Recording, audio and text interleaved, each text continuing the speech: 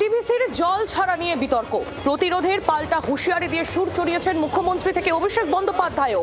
তৃণমূল সূত্রে যে খবর পাওয়া যাচ্ছে, লক্ষ্মী পুজোর পরই এ নিয়ে বড়সড় আন্দোলনে নামতে চলেছে তৃণমূল, পাল্টা বিজেপির।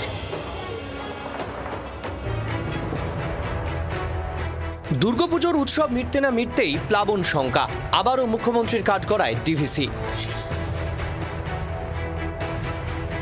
না জানিয়ে পুজোয় জল ছেড়েছে ডিভিসি, আবার সংঘাতের সুর চড়িয়ে সমাজ মাধ্যমে পোস্ট মমতা বন্দ্যোপাধ্যায়ের।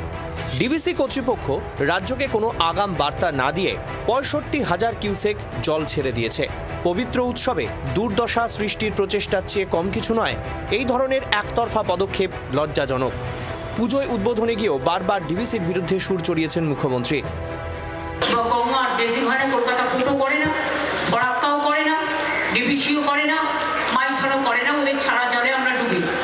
আমি বলতে বলতে বলতে বলতে আমার গলা ব্যথা হয়ে গেছে, কিছুতেই শুনি না, বড় বড় কথা বলে সব।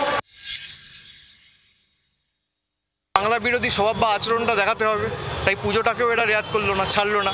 এবার বলবে সেখানে আমাদের স্টেট গভর্নমেন্টের প্রতিনিধি রয়েছে, কিন্তু আপনারা তো স্টেট গভর্নমেন্টের সাথে কোনো রকম ইন্টিমেশন, কোনো কোঅর্ডিনেশন করেন না, কোনো আলোচনা করেন না। বাংলা যেহেতু এদের ভোট দেয়নি, বাংলাকে ভাষাতে চেয়েছে।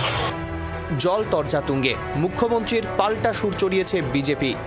কেন্দ্রের সাথে বা কেন্দ্র সরকারের সাথে বা অন্য রাজ্যের সাথে বাংলার একটা কৃত্রিম শত্রুতার কনসেপ্ট তৈরি করার চেষ্টা করছেন।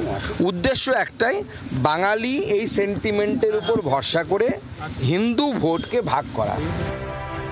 রাজ্য জুড়ে বৃষ্টির পূর্বাভাসের মধ্যেই জল ছাড়ল ডিভিসি। নিচু এলাকায় জল জমার আশঙ্কা, আবহাওয়া দপ্তর বলছে বিক্ষিপ্ত বৃষ্টি থেকে আপাতত নিস্তার নেই।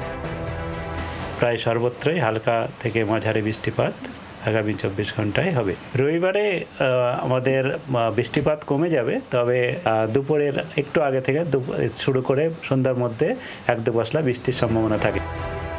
বৃষ্টি থেকে আপাতত নিস্তার নেই বাংলার। আবহাওয়া দপ্তরের ভ্রুকুটিতে রাজনৈতিক আকচাকটি যে বাড়বে তার বলার অপেক্ষা রাখে না। ব্যুরো রিপোর্ট, জি ২৪ ঘন্টা। বাংলার আওয়াজ, বাঙালির আবেগ, জি ২৪ ঘন্টা।